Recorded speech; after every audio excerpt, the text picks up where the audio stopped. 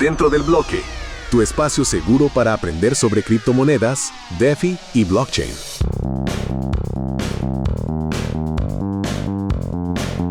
Hola Carlos, ¿cómo estás? Hola Pía, ¿bien? ¿Y tú? Bien, pero con una pregunta en mente. ¿Alguna vez te has apalancado al hacer un trade? En lo personal, no he accedido al apalancamiento, pero tengo amigos que son traders y que lo hacen muy frecuentemente. Claro, y es algo de lo que nunca hemos hablado en el podcast, así que creo que ya llegó el momento de también entrar como un poco a este mundo que atrae a tantas personas, como en un inicio, ¿no? El trading y sobre todo el apalancamiento, que es una herramienta que trae muchos riesgos, pero que es muy usada en el mundo de cripto. Sí, hay que ser muy cuidadosos, pero parece que tenemos tema para hoy. Por eso, hoy en Dentro del Bloque conversaremos sobre liquidaciones en cripto.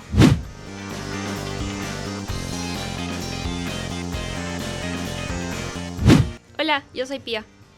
Hola, yo soy Charlie. Bienvenidos a Dentro del Bloque, el podcast de DDB Education enfocado en blockchain, criptomonedas y temas relevantes para la industria cripto. Hoy vamos a conversar sobre liquidaciones en cripto. Es un tema bastante polémico, ¿no? Pero justo hablabas que algunos amigos tuyos lo utilizan haciendo trades. Sí, y en algún momento, por ejemplo, cuando fui country manager de Buda.com, no lo lanzamos en el mercado peruano, ¿ya? Pero en Chile sacamos la posibilidad de tomar préstamos con Bitcoin como colateral, ¿no? Entonces, en función al Bitcoin que uno dejaba en el exchange como colateral, podía acceder, digamos, a cierta cantidad de fondos. Claro. Y en un trading con apalancamiento, el riesgo también aumenta un montón. Y cuando pasa lo contrario, lo que quieres que pase, tienes también el riesgo de que te liquiden. Y liquidarte duele bastante, ¿no? Sí, la liquidación es que prácticamente pierdes tu posición. Literalmente. Eh, ya tus fondos no alcanzan para cubrir la deuda que has tomado y simplemente lo que habías puesto inicialmente se va a cero. Y hay muchas estrategias a nivel de trading, pero vale la pena aclarar que en este episodio no estamos dando asesoría financiera. Vamos a enfocarnos en la parte de trading desde una perspectiva educativa y nuestro invitado de hoy es una persona que es extremadamente interesante, ha estado en este mundo ya buen tiempo. No he tenido la oportunidad de conocerlo en persona. No sé si tú, Pia, has conocido a Bani. Sí, varias veces. Y es bien interesante cómo él abarca este tema, porque viene desde un ámbito mucho más académico, no tanto de experimentarlo en el día a día y trabajar con este instrumento, sino que él ha aportado también en algunos papers donde se tocan estos temas. Y se le conoce como Bani, Pia, pero en el mundo real va como... Mauricio Trujillo, que es actualmente CEO de Dora, tiene como 8 años de experiencia fundando entre fintechs y emprendimientos con blockchain también. También realiza documentales etnoculturales y también apoya en growth en varias compañías de cripto. Y se encuentra en Lima en estos momentos. Invitado entrando al bloque. Bienvenido, Vani, adentro del bloque. Muy buenas a todos. Gracias por estar con nosotros hoy. Gracias por invitarme. Bani, a ver si comenzamos un poco con tu trayectoria profesional. Cuéntanos un poco de ti, cómo llegaste a conectar con cripto. Dale. Bueno, mi nombre es Mauricio Trujillo, también conocido como Bunny. Mi trayectoria profesional empieza en un programa de investigación social experimental. Estaba estudiando psicología y estaba muy enfocado en el área muy enfocado en el área estadística. Eso eventualmente me llega a explorar el área de finanzas cuantitativas porque aplican modelos estadísticos bastante similares, en verdad. Eh, y en algún momento de mi vida empiezo a así postear en Twitter, hablar con otros investigadores cuantitativos. Y cuando esté viajando un rato por Estados Unidos, llego a Nueva York. Hay unos investigadores cuantitativos ahí que conozco que estaban haciendo investigaciones en cripto. Nos dimos cuenta de que bueno, hicieron que me dé cuenta de que varios del tipo de investigaciones financieras que hacían tenían que ver mucho con la estructura de mercado, y la estructura de mercado es bastante abierta dentro de cripto. Eso fue a fines de 2020, inicio de 2021. En sí me quedo por Nueva York unos meses y eventualmente conozco en sí a bastantes personas que han estado en cripto desde 2014, 2016 y me ayudaron a introducirme a todo el ecosistema. Y bueno, ahora sabemos que has hecho bastantes cosas y que has estado como en diferentes rubros incluso, pero ahora muchas personas están hablando de un paper en el que colaboraste que eh, habla sobre diferentes mecanismos de liquidación y toca temas de apalancamiento y demás, que incluso ha sido atacado por el mismo fundador de Hyperliquid. Sí, también. En sí, ahora últimamente he estado haciendo bastantes... ayudo bastante en el área de crecimiento a varias compañías, ayudo en el área de investigaciones financieras. También soy coproductor de un documental de cultura tecnológica que hoy obviamente abordamos bastante de cripto, ¿no? Pero entre ello en sí está ayudando justo al investigador que me trajo a cripto de manera profesional, Tarun Chitra. Él es el fundador y CEO de Gauntlet, es el manejador de riesgo más grande del todo el ecosistema de cripto. Ahorita ya manejan 1.4, 1.5 billones de dólares. Ellos hacen simulaciones de riesgo económico de varios protocolos de cripto. Entre eso, una de las plataformas de cripto que más riesgo hay, obviamente, es el protocolo de perpetuos, ¿no? En donde tú puedes poner un poco de plata y sacas colateral para apalancarte a hasta 40x o incluso más en otros protocolos para poder... Espera, vamos un poco más lento. Dale. ¿Cómo definirías el apalancamiento? ¿Para qué sirve? ¿Por qué es tan usado? ¿Y por qué se habla tanto de esto en cripto? En sí, el apalancamiento o leverage, como lo conocen muchas personas, es un concepto dentro de finanzas que uno puede poner un poco de capital o algún activo, ¿no? Se lo da alguna estructura o una entidad financiera. La entidad o estructura financiera te puede dar un préstamo que se deriva del múltiplo de ese activo inicial. Y ese préstamo en cripto puede llegar a ser 3 veces tu capital inicial, 40 veces, hasta incluso 200 veces tu capital inicial, dependiendo del activo que estás usando. Eso en sí es técnicamente un préstamo simple. Lo loco de cripto ha sido que se agarra esa primitiva de préstamos y se aplica a diferentes mercados para que uno pueda pedirse prestado hasta 40 veces el capital que tiene inicial para ir en largo o en corto a algún activo, ¿no? Sobre todo las cripto. Claro, o sea, si es que yo tengo, por ejemplo, $10,000 o $1,000 y uso un apalancamiento de 40x, es como si yo estuviera manejando $40,000 y entonces cualquier operación que yo haga puede tener mayor rendimiento, pero también mayores pérdidas. Claro, cada palanca te viene con... primero se define cuánta palanca estás usando, ¿no? Por ejemplo, digamos 40x.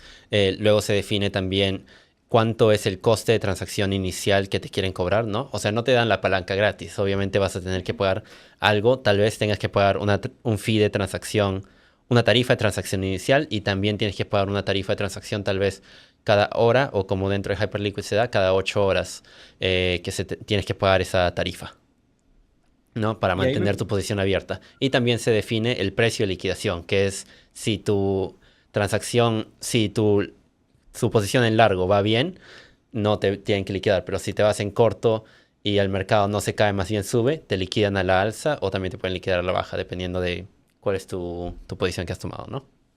Ahí me imagino que on-chain, digamos, uno goza de cierta flexibilidad, ¿no? Porque en el sistema financiero tradicional, conseguir un préstamo, me imagino que es puro papeleo, KYC, historial crediticio, tienes que tener una cuenta bancaria mientras te depositan el abono. On-chain, tienes tu cripto de colateral y accedes, ¿no? Y esa es la forma, bueno, hay exchanges que dan, digamos, como tú dices, ¿no? Ese por 8, por 10, y bueno, la gente asume el riesgo, ¿no? No, sí, claro. Lo bonito de on-chain y una de las razones por la cual el paper fue tan polémico fue que uno puede recrear toda la cadena y puedes ver cómo cualquier persona o institución financiera han tomado posiciones bastante riesgosas, ¿no?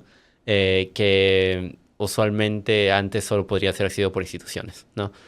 También tengo otros amigos que son managers de fondo y tal, y en sí ellos lo máximo que se han podido apalancar con un servicio de financiero tradicional ha sido 4X, ¿no?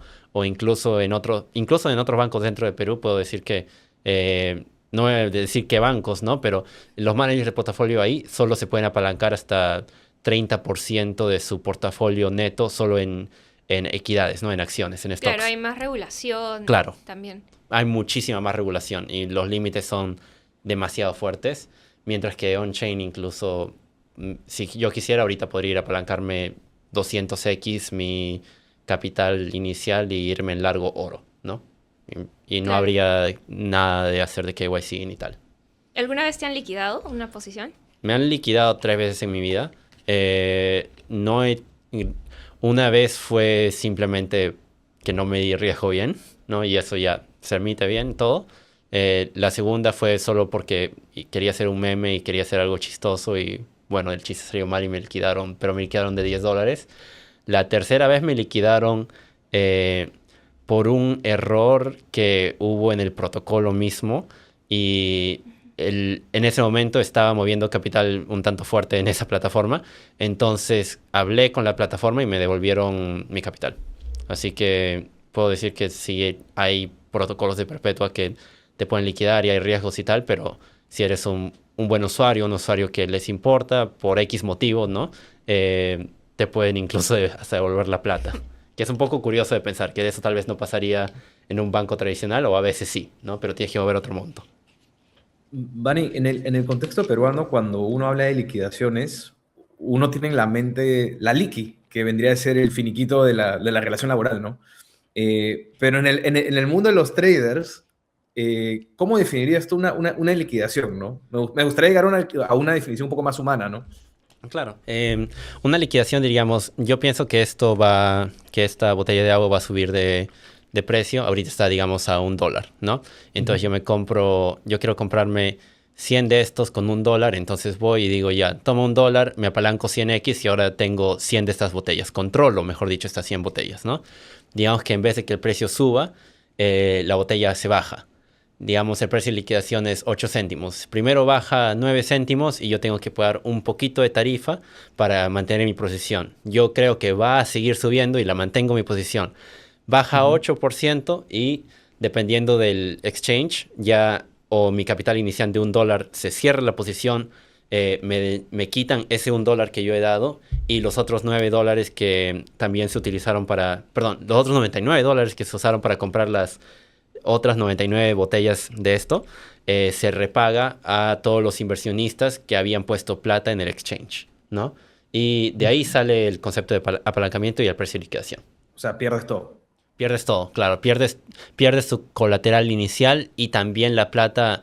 Lo interesante que esto hace que en sí, si tú eres un exchange o un inversionista en una bolsa descentralizada, que lo beneficioso para ti es que todos estos pagos no hay forma de que los omitas. No hay forma de que tú digas, ya no quiero hacer el pago, me voy a otro lado. Tu colateral ya está ahí, tu capital inicial te lo quitan y de manera automática a todos los prestamistas que se le tiene que pagar, se le da el pago. Claro, a mí, por ejemplo, una vez me liquidaron en una plataforma en Binance y de hecho fue por un mal error, o sea, un error mío de no poner un stop loss a la hora de hacer trading, ¿no? Estas son como órdenes que tú dices, si es que el precio llega a tal mínimo, voy a vender. Claro. No puede pasar de ese precio. Porque ¿qué pasa si es que va más abajo y ya te liquidan y pierdes tu inversión inicial?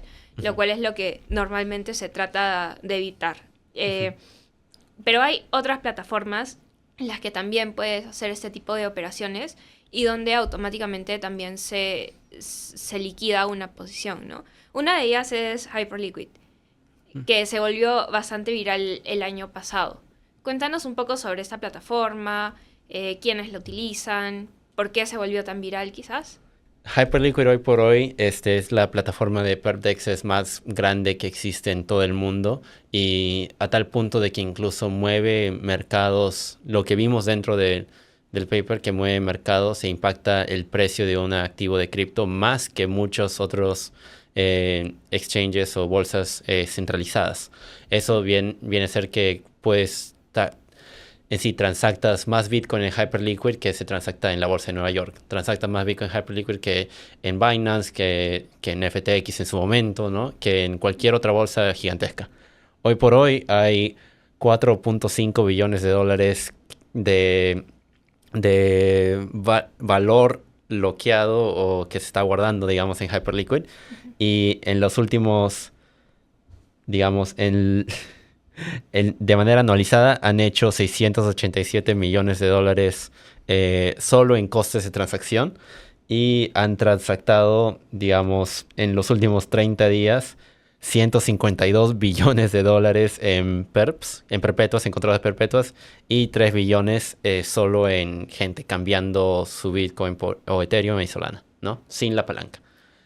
Claro, siendo como trading más tradicional, digamos, Más tradicional, sin el apalancamiento. Sí. Incluso sin el apalancamiento igual ya están en el billones de transacciones mensuales y eso que ahorita estamos en un bear market. Entonces su coste, su volumen de transacción antes era muchísimo mayor, casi 3 veces más de lo que es ahora.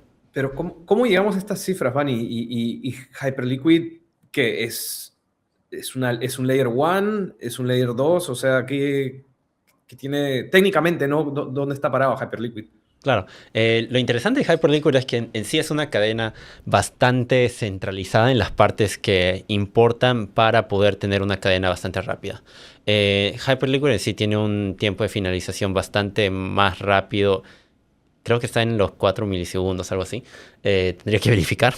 Es una L1, en sí tiene solo un secuenciador, o sea, tiene un mismo productor de bloques, tiene algunos validadores, pero igual, bastante de las decisiones técnicas que se tienen que tomar para hacer que una cadena sea tan brutalmente rápida se han tomado, ¿no? E incluso, y podemos hablarlo en un rato, pero también algunas decisiones técnicas las han tomado para hacer la cadena incluso más rápida, a costa de que se ha reducido la visibilidad para varios investigadores como yo, que nos ha costado bastante reconstruir el evento de la gran liquidación de octubre 10. En sí, es una L1, está específicamente construida para traders. Los fundadores mismos son traders bastante fuertes. El equipo temprano de desarrollo de Hyperliquid, todos han sido traders bastante técnicos. Entonces han tomado cualquier decisión que hayas tenido que tomar, tanto como producto como técnica, para decir, ya, este va a ser el lugar que va a ser la casa de todas las finanzas globales, ¿no? Y hasta ahora lo han logrado, ¿no? Como una L1 han sacado a todo trader fuerte que existe hoy por hoy en cripto, ha usado de alguna u otra manera Hyperliquid. ¿Y qué pasó en octubre que nos comentas? En octubre 10 vimos el momento de liquidación más grande que he visto toda industria, la industria de cripto hasta hoy, o incluso la liquidación más grande de la que conocemos en la historia financiera en su totalidad. En octubre 10, Donald Trump anunció una nueva amenaza de pólizas y tarifas que iban a haber.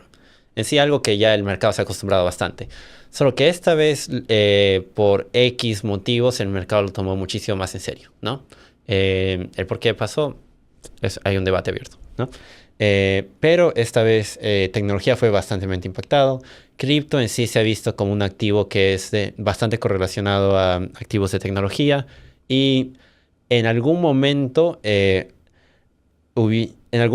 por 12 minutos en octubre 10 se llegaron a liquidar 5.51 billones de dólares solo en Hyperliquid como una entidad.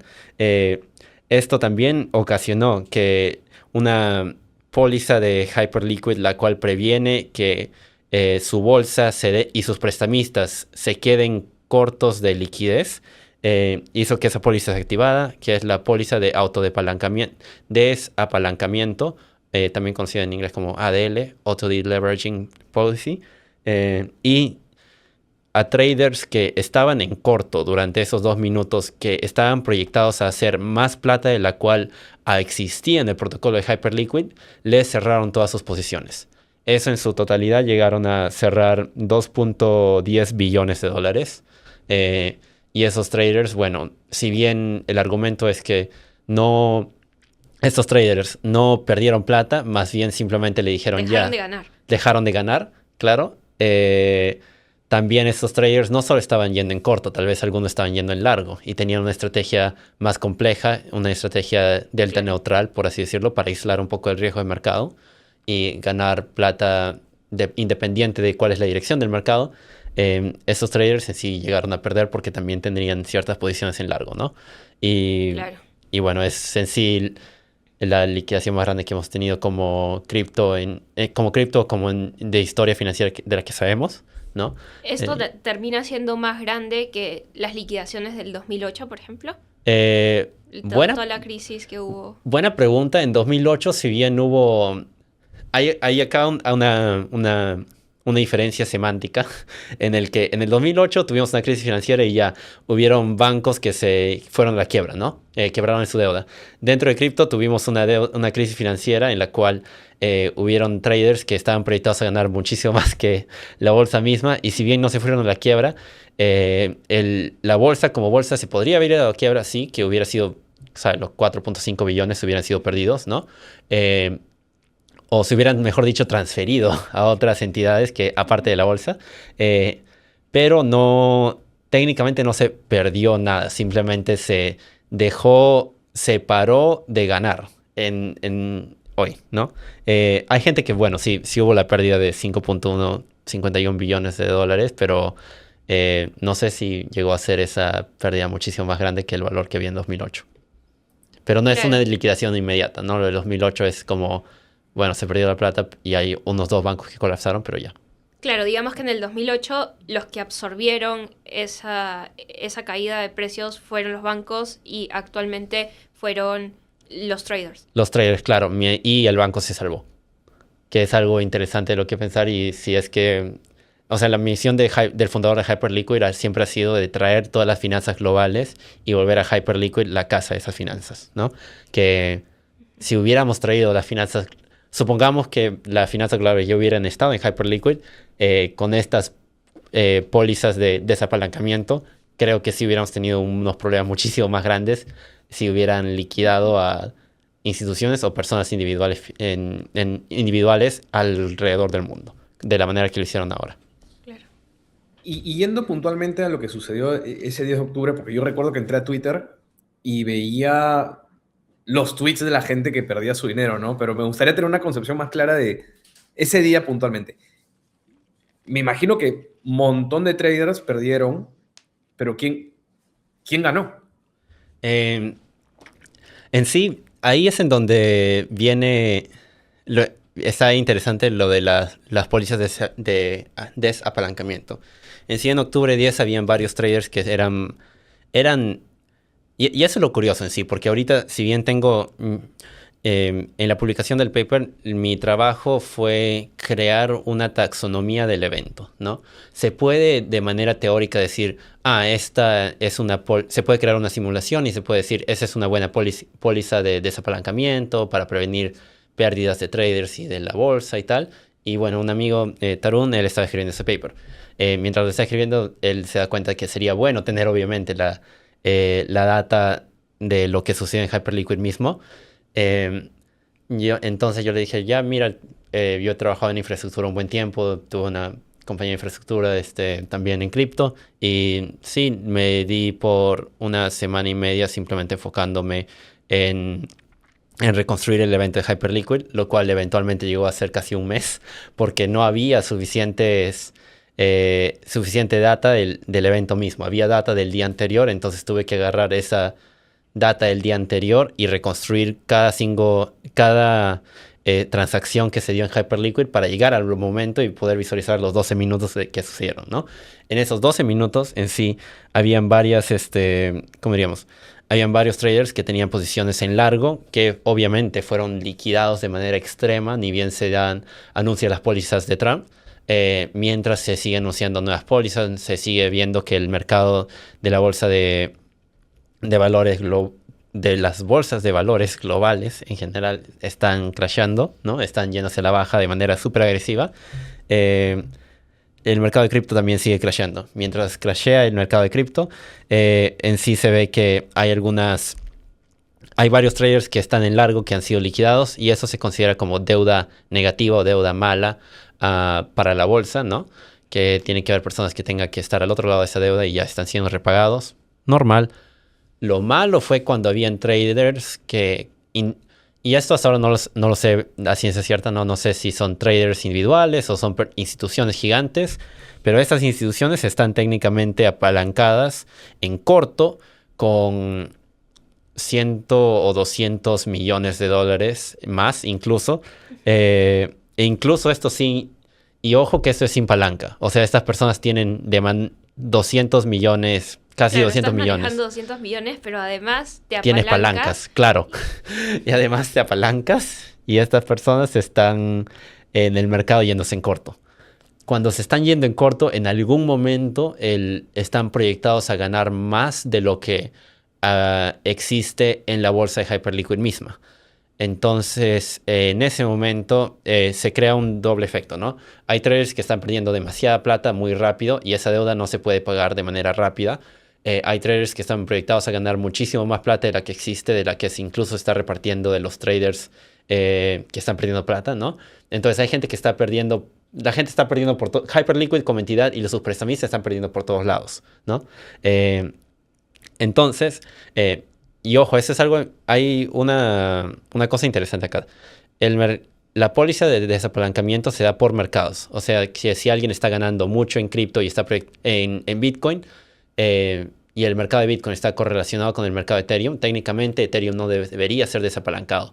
Pero los buenos traders saben que en donde hay un mercado tú puedes sacarle el jugo a todo. Entonces, si tú te vas en corto Bitcoin y te está haciendo rentable, también te vas a ir en corto Ethereum y te vas a ir en corto Solana. Y habían traders con bastante... Por ejemplo, al trader que lo desapalancaron más, lo desapalancaron 10 veces en 5 o 6 mercados diferentes. Ya es porque es un buen trader, ¿no? Es un buen trader que estaba yéndose en corto de manera masiva en todos los mercados posibles y aún así los desapalancaron y le siguieron cerrando todas las posiciones que habían abierto, ¿no? Porque el trader se dio cuenta, ya va a seguir crashando el mercado, entonces voy a seguir yendo en corto, voy a seguir haciendo plata y a cada rato el motor de desapalancamiento de Hyperliquid le decía, ya no, ya para, no hay plata para pagarte, ¿no? Claro, y ese motor... Ajá. Que si bien tiene diferentes cláusulas y cualquiera en teoría puede leerlo antes de ingresar a la plataforma, o sea, llegaron a la conclusión de que no estaba tan bien diseñado o que podría estar mejor en cualquier caso. Claro, la conclusión fue que hay dos cosas acá. Uno, Hyperliquid, y yendo al área técnica otra vez, si bien es una cadena y toda persona puede conectarse a un RPC, a un nodo y decir, ya quiero ver lo que está pasando en la cadena misma, no hay, y podrías indexarlo y estructurarlo y hacerlo leíble para una persona, no hay buena documentación de Hyperliquid en sí como plataforma para poder incluso ver cómo funciona el motor de desapalancamiento. El código mismo de Hyperliquid no es público, entonces tú, si quieres estructurar la información de Hyperliquid, técnicamente tienes que adivinar, ver y adivinar qué cosa te hace sentido, ¿no? Y de ahí ya puedes estructurar lo que... Puedes crear un indexador para poder interpretar la data que produce Hyperliquid, ¿no? Entonces, cuando hice esa taxonomía y creé los interpretadores, nadie más en el mundo había hecho esto de manera pública. Ahorita es mi repositorio de GitHub que tiene más estrellas, ¿no? Y varias otras personas lo han querido utilizar también para crear sus propias compañías de infraestructura y tal, ¿no? Entonces la póliza en sí no es clara. No puedes ver el GitHub de Hyperliquid y ver, acá está la póliza de desapalancamiento. Tú tienes que, sinceramente, ver la data y adivinar, reconstruirla y adivinar cuál es la póliza real. Ese es uno. Dos, la documentación de Hyperliquid acerca de desapalancamiento era literalmente 2 párrafos. Y ahí te declaraban la ecuación que utilizaban, que era multiplicaban tu ganancia por la palanca y también tomaban en cuenta el número de, ¿cómo diríamos?, de plata que tú tenías como colateral para desapalancarte. Pero el problema es que si eres un trader fuerte y tienes casi 200 millones de dólares, incluso si te apalancas por un chiquito, ya estás moviendo 80% del mercado. Que eso es lo que vimos. Nominalmente es un montón. Nominalmente es un montón, no importa cuánto te apalanques, ¿no? Hay límites de cuánto uno se puede apalancar en cada mercado, porque de esa manera haces que creas un mercado más saludable y haces que no solo una persona mueva todo un mercado, pero lo que vimos en la práctica fue que hay personas bastante adineradas en el mundo que han estado en cripto un buen tiempo y saben cómo hacer mucha plata en cripto, y obviamente van a seguir haciéndolo y van a querer chaparse todo el mercado, ¿no? Sí, eso es lo que hemos visto en verdad. ¿Y qué pasó con estos traders? Una vez que, bueno, imagínate, yo me voy en corto, se cae el mercado y digo, ok, voy a tomar mi ganancia, y veo que simplemente me han desapalancado por esta póliza y que no he ganado nada. Claro. ¿Cuál es mi reacción, o cuál fue la reacción de esos traders a la hora de ver esto, ¿no? ¿Salieron de la plataforma? ¿Se fueron a otras? ¿Cuál fue esa reacción? Uh-huh. Sí, eso diría es bastante... Varios de estos traders, lo que vimos en la práctica y de manera anecdótica, porque sí llegué a hablar con algunas de las personas que fueron desapalancadas, vimos que esas personas, si bien tenían bastante plata y técnicamente un día despertaron y dijeron, bueno, acá está mi plata de vuelta, todo normal, ¿no? No me quejo. Pude haber hecho $1 billón, pero bueno, hice medio billón, ya todo normal, ¿no? Hacemos tablas, se sienten chill. Otros traders tenían una estrategia financiera bastante más compleja. Claro, de tomar 2 posiciones. Claro, tomar 2 posiciones o más, claro. Y estas personas despertaron y dijeron, tengo que irme en corto en alguna otra plataforma, y sacaron su plata de Hyperliquid, el puente, porque habían bastantes transacciones que se estaban dando en ese momento. Entonces el puente para salir de Hyperliquid te toma unos minutos, y en unos minutos el tiempo es dinero, y en ese momento el tiempo valía millones y millones de dólares, ¿no? Entonces tuvieron que pedirse prestado a alguien que tenía plata en otro intercambio, o tuvieron que sacar de su tesorería de algún otro lugar, y irse en corto de manera masiva en otra plataforma, o hasta... Conozco a alguien, por ejemplo, que se tuvo que ir en corto en 3 diferentes plataformas, ¿no?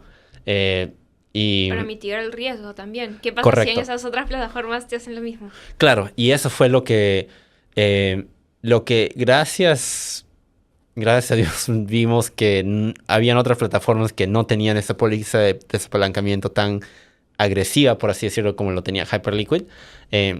Algo que ahorita acabamos de publicar una tercera versión del paper, y nos hemos dado cuenta que la póliza de desapalancamiento de Binance es similar a la de Hyperliquid e incluso más agresiva que la de Hyperliquid, solo que en Binance no habían traders que se habían ido tan en corto como lo hicieron en Hyperliquid. ¿Por qué motivos? En verdad me escapa el por qué los traders de Hyperliquid, bueno, técnicamente fueron mejores que los de Binance y se fueron en corto de manera más agresiva, pero... Quizás también mueven más dinero, y entonces eso... En sí vimos que las cuentas desapalancadas más grandes fueron como que 8 o 10, ¿no? En total se desapalancaron creo que 126 personas o algo así. Tendría que verificar, pero...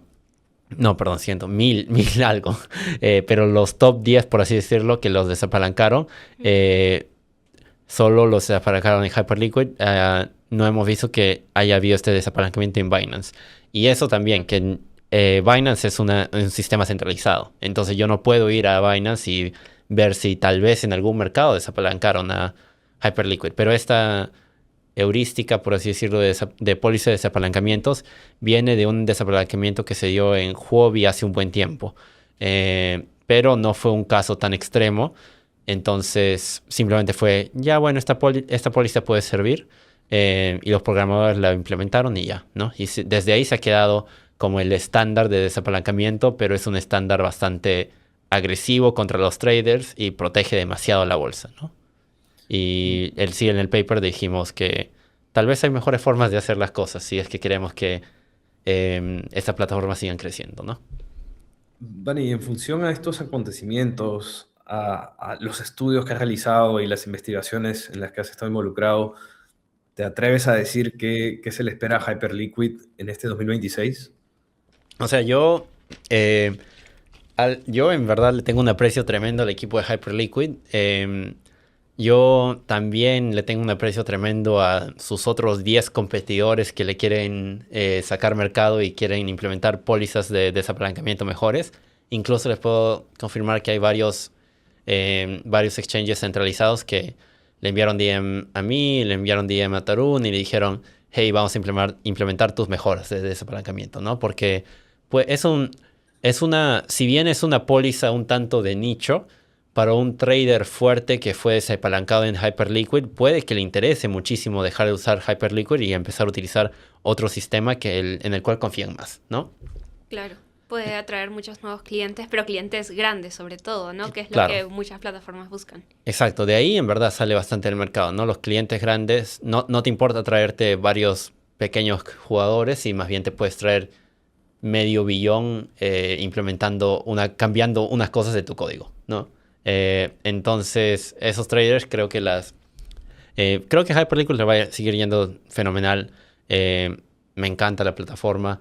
He sido también trader en varias otras plataformas de perpetuas y puedo confirmar que en sí solo me ha gustado bastante Hyperliquid y Lightor, que en sí son las que les ha ido mejor en el mercado. Y para ir cerrando, ¿qué recomendaciones darías a alguien que por primera vez está experimentando con apalancamiento, que recién está viendo qué plataformas usar? Usualmente no recomiendo usar apalancamiento. Siento que cada persona que conozco en cripto que ha estado ya un buen tiempo, en sus primeros años ha querido hacer plata solo tradeando y en algún momento lo ha perdido todo. En este último octubre 10, por ejemplo, tengo varios amigos que se desvolvieron millonarios y en 12 minutos perdieron gran parte de sus ahorros de la vida y por eso han vuelto a chambear, ¿no? Entonces, yo recomendaría, si quieres tradear un poco, hazlo con un poco de, no sé, 5 o 10% de tu capital, algo así, ¿no? Nunca me gusta cuando gurús financieros dicen, pon tu plata en la bolsa y piensa que vas a perder, ¿no? Pero puede que para perpetua sí sirva eso porque en verdad puedes perderlo todo, ¿no? Claro, el riesgo es mucho mayor. Claro, y a la bolsa sobre todo en un sistema descentralizado, a la bolsa usualmente no le vas a importar, ¿no? A menos de que muevas cientos de millones o billones, mejor dicho, eres un pececito y sabes, hay gente que sabe tradear muchísimo mejor que muchas otras personas en el mundo. Hay adolescentes que están compitiendo contra Citadel para tradear o Jump Trading para tradear en Hyperliquid y les están ganando, ¿no? Entonces, si crees que le puedes ganar a esas personas, hazlo. Y eso sí lo recomiendo. Si en verdad, sinceramente, crees que eres uno de los mejores traders del mundo, hazlo, apaláncate cuanto quieras. Si crees que no lo eres, hazlo con un poco de porcentaje. Buenísimo. Me llevo con que quizás el apalancamiento no es para todos y quizás no todas las plataformas utilizan las pólizas más adecuadas para el consumidor, ¿no? Claro. O más amigables. Uh-huh. Buenísimo. Muchas gracias, Dani, por estar acá con nosotros. La verdad es que Gracias has traído un tema que ha estado súper caliente el año pasado y que teníamos pendiente acá en el podcast. De hecho, ¿sabes que este es el primer episodio en el que tocamos trading de alguna forma? Hablaban sobre productos y tal en sí, ¿no? Como la tecnología en sí. Claro. Así que, buenísimo. Listo. Muchísimas gracias. Muchísimas gracias a ustedes.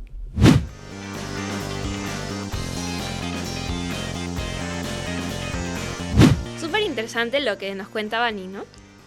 Sí, de hecho, toda esta información que nos ha traído de lo ocurrido en Hyperliquid fue algo que resonó mucho el año pasado, súper complejo de entender y esperamos que luego de este episodio, digamos, se tenga, digamos, una concepción más clara de qué sucedió y qué pasa cuando uno asume mucho riesgo, sobre todo en el trading. Claro, y también cómo es que los exchanges están manejando este riesgo, también de cara a los usuarios, porque al final termina siendo una relación entre ambos, ¿no? El apalancamiento y en sí la liquidación viene a ser una consecuencia, pero bajo los términos del exchange. Así es. Y bueno, eso ha sido todo por hoy. Muchas gracias y nos vemos la próxima semana. Nos vemos. Chau, chau. Chao, y no se olviden de suscribirse a DDB Education. Dentro del bloque. Un podcast producido por DDB Education en La Parlante.